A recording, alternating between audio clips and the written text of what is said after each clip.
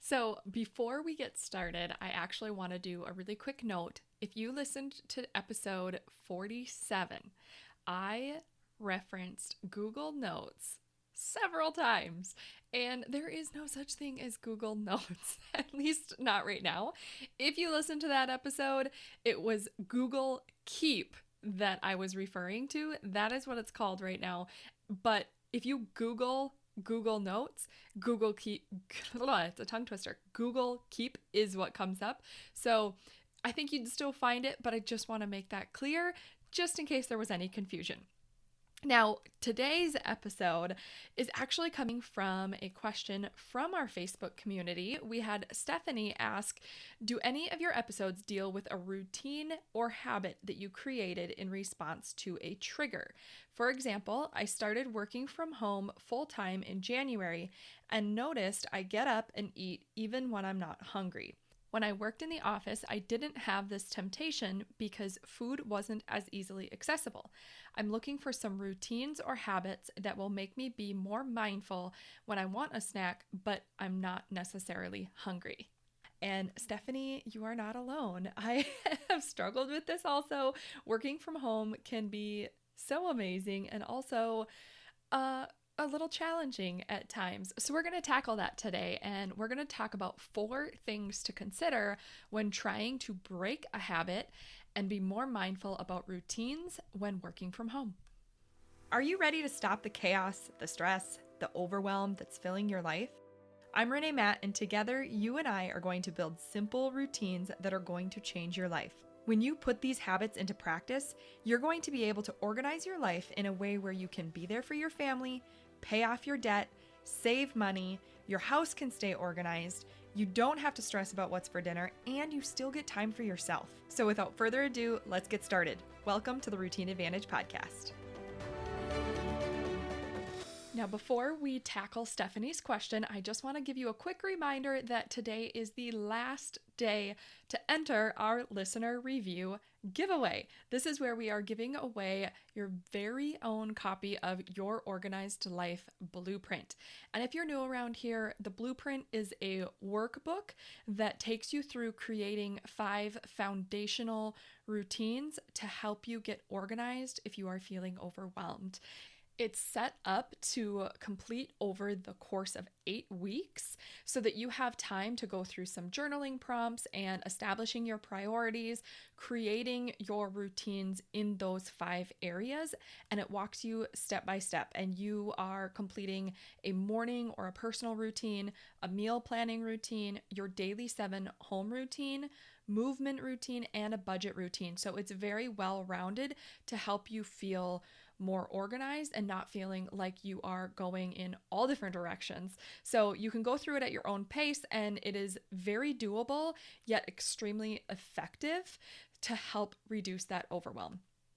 You can, of course, purchase your own copy if you want to at yourorganizedlifeblueprint.com, but somebody has to win during this giveaway, right? So you might as well enter because that winner could be you. So if you want to enter, all you have to do is simply leave a rating or review on your podcast app or share your favorite episode of the show with a friend. You can do it on social media, through text, through email, whatever.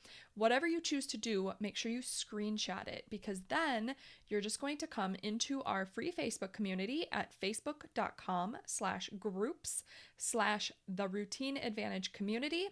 Go to the pinned post at the top of the group for the giveaway and drop your screenshot in the comments of that post. That is all you have to do, and then you will be entered to win.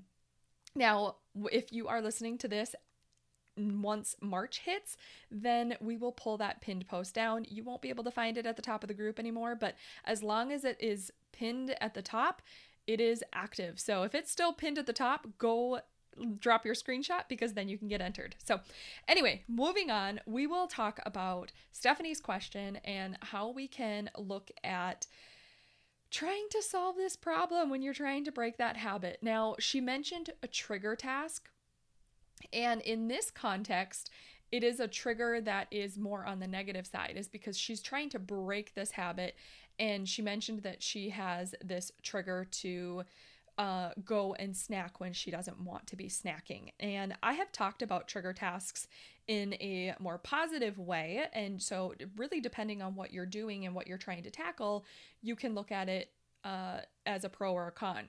Now, when I talked about a trigger task, it was to launch your routine and to have that trigger task to launch your routine, because when you hit it, you automatically go into this cycle of moving into your habits or your routines that you've stacked, or your habits you've stacked together into a routine.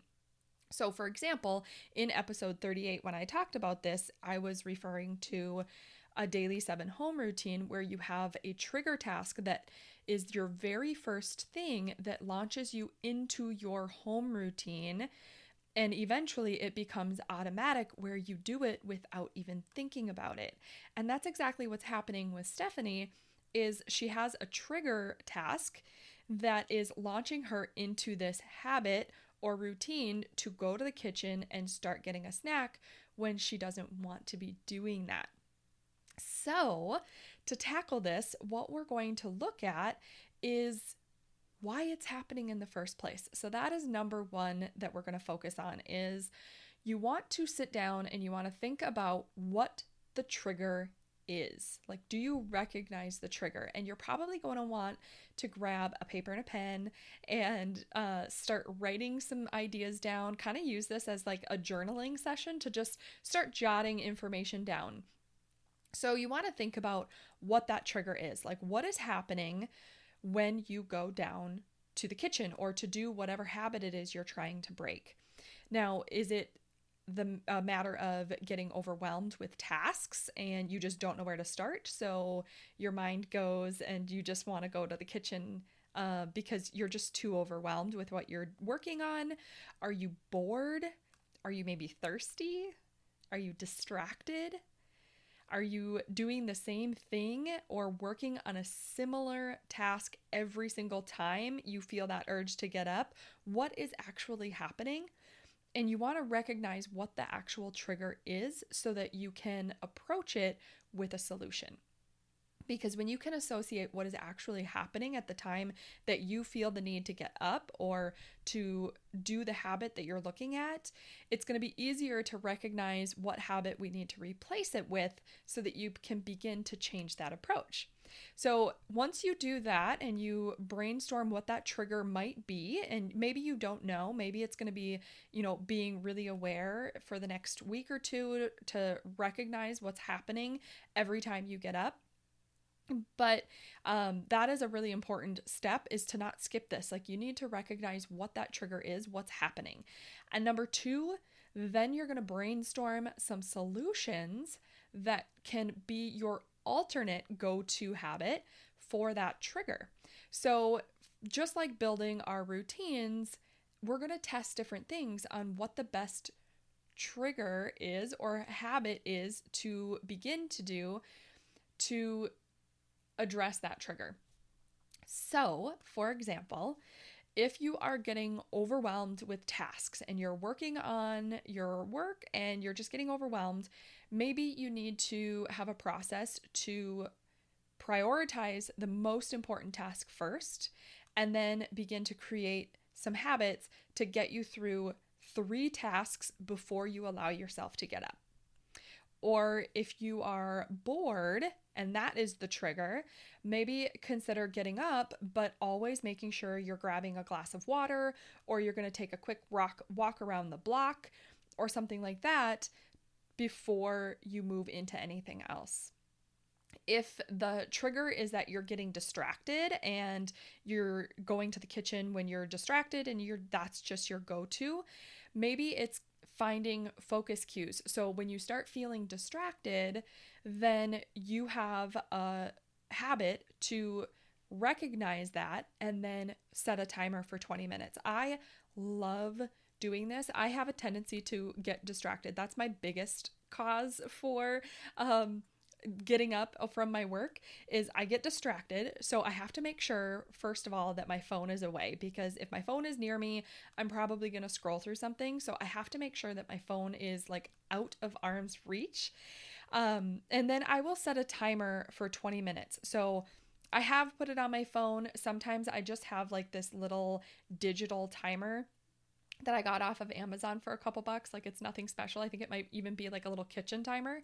And you have timers on your computer. You can do whatever works best for you if you have a smartwatch, but you just want to set a timer so that you can focus on that work for just a small period of time. And I love 20 minutes because it's not this huge amount of time where it's like I'm not having to be focused for an hour, but it's also small enough that it just is a really doable time frame for me to really get focused in that window of time. And I've also realized that when I get focused in that 20 minutes, a lot of times the timer will go off and I am like totally in the zone, and I just reset the timer for another 20 minutes and I keep going. And I do that until I get through my full task list rather than just getting distracted by everything else around me.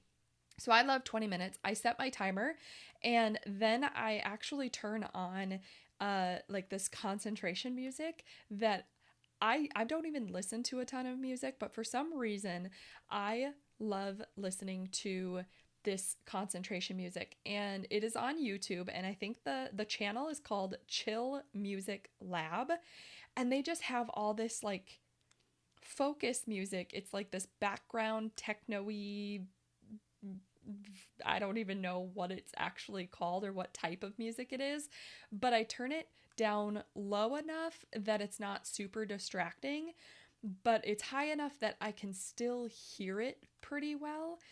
And I turn that on and I just slide that, tab all the way to the left. I put it as like a little pin tab so it's out of my way, and I just zone in, and that is my 20 minutes. And when I am feeling distracted and I'm starting to get triggered by being distracted, I love doing that. I set the timer for 20 minutes, I turn on that music, and I just tackle my work, and I usually get so much done during that time frame. Like, it is a very productive time. So that is one of my favorite little hacks. And then number 3, you're going to set up your space to help you before you even sit down for work. So this is a little bit of a pre-planning tip so that you don't set yourself up to fail right away in the day. So this might mean several different things, but you really want to love the space that you're in. And it's easier to find your groove and be less distracted and really in that mode when you really love the space. So a couple of things you want to consider here are making sure that the room or the office that you are in is clean and tidy. If it is cluttered or there's a mess, I know for myself, like, that alone is distracting. And if I am in a clean room, I work much better and I can keep my focus and I get up a lot less, unless it's like intentionally getting up to do something. So you want to try and keep your space clean, which also includes your desk. You want to make sure that your desk is clean. It is clear of the clutter, of the extra papers. If you need, to be taking notes, then make sure you have a nice notebook and a pen next to you. But if you have piles of paper, that also is not going to make your workspace very enjoyable to be at, and that might cause you to get up and look for other things, like going to the kitchen to get snacks, if you don't enjoy the space that you're sitting at. So that's a huge one. Another one is to make sure you are hydrated. Make sure you have drinks handy. I always have my water bottle with me. Like, it goes everywhere with me. I have it next to me right now. So I always have a water bottle, and I typically have something else. Like, we've been brewing our own kombucha, so I love getting one of those. It's like tangy and bubbly, and I just love kombucha. But sometimes I'll have like a hot cup of coffee. So I'm set up with drinks that are going to keep me like satisfied because I have that hydration. And then the other thing is before you sit down to work, make sure you're not actually hungry. If you are not hungry and you're just randomly snacking, that's one thing. But you always want to make sure that when you're sitting down that you're not actually hungry, because that alone can be really distracting. So I'm obviously not a dietitian, but what I've been hearing a lot about is to make sure that your diet is high in protein, because that helps reduce cravings and helps you feel more satisfied. So then maybe you won't have as much of an urge to just get up and snack if you feel fully satisfied. So number 4 we're moving into is to create a plan. This is maybe creating a plan to drink water first and have go-to snacks prepped to help you. Now, this is if you are not getting through, steps 1, 2, and 3, they're not really helping, and you're still getting up and you're going to the kitchen, have some plans already planned out that gives you a go-to routine when you get to the kitchen. So maybe it is starting with, a big glass of water and then seeing how you feel. And then maybe it's also like when you're doing your meal prepping and you come home and do that. We have episodes about that and the whole process. And one of my very recent episodes was walking through that whole routine. But actually that was the episode I referenced a little bit earlier, the episode 47. So go back and listen to that if you need to. But when you're doing that prep work, prep fresh vegetables and maybe some veggie dip and have that be one of your go-to routines. So if you get to the kitchen because the other things didn't work to keep you in your spot, you got to the kitchen, you have that big glass of water and you pull out the veggies and you snack on the veggies. They work really well. I do this myself.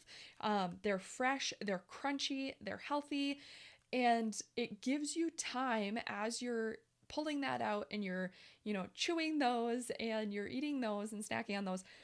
It gives you a delay, which is going to help stop that initial impulse to just randomly snack on anything in the kitchen, because it gives you time to decide if you're actually hungry, if you're just bored, or if there is another step that you can do to get back into your mode of working. Maybe at that point, when you're snacking on those veggies, you decide like you're really just bored, you need to move around a little bit, you're kind of been sitting in the same spot for too long, you're going to go outside and take a quick walk around the block. It's things like that that are going to help delay the impulse snacking when you have time to really think things through. And over time, when you can continually make these little shifts and changes, you will find that you don't have this trigger to go to the snacking like you do now.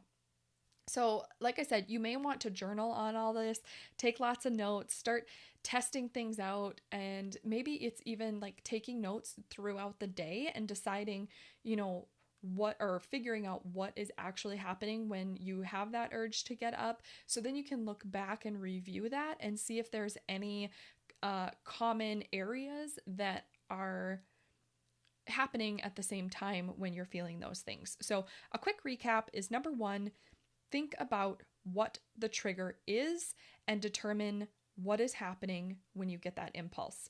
Number 2, brainstorm some solutions that can be your go-to habit when that trigger happens. Number 3, make sure you are setting up your space to help you before you even sit down for work.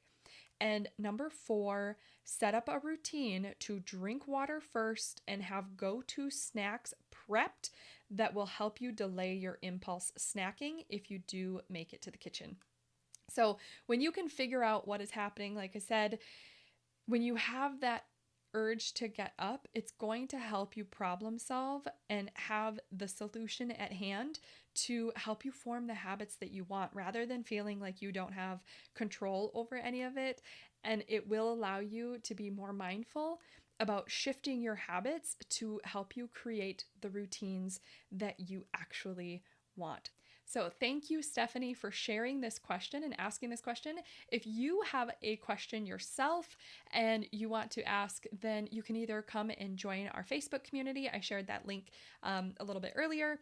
You can join our Facebook community, drop it in there. You can also go to yourorganizedlifeblueprint.com, scroll all the way to the bottom, and there is a SpeakPipe recorder. You can do it on your phone, you can do it on your computer, but you can actually just click that button and leave me an audio message and ask your question there, which is super cool. And I would love to hear from you and also love to feature your question on the show. Did you love that episode or learn something useful? If so, would you do me a huge favor? My goal is to grow this podcast and help as many women as I can break free from the overwhelm so they can truly enjoy their life. The best way for me to do this is for you to leave a 5-star written review on your podcast app and to share this episode with a friend or in your Instagram stories. I appreciate you being here. I hope you have a wonderful day, and I will see you on the next episode. Take care.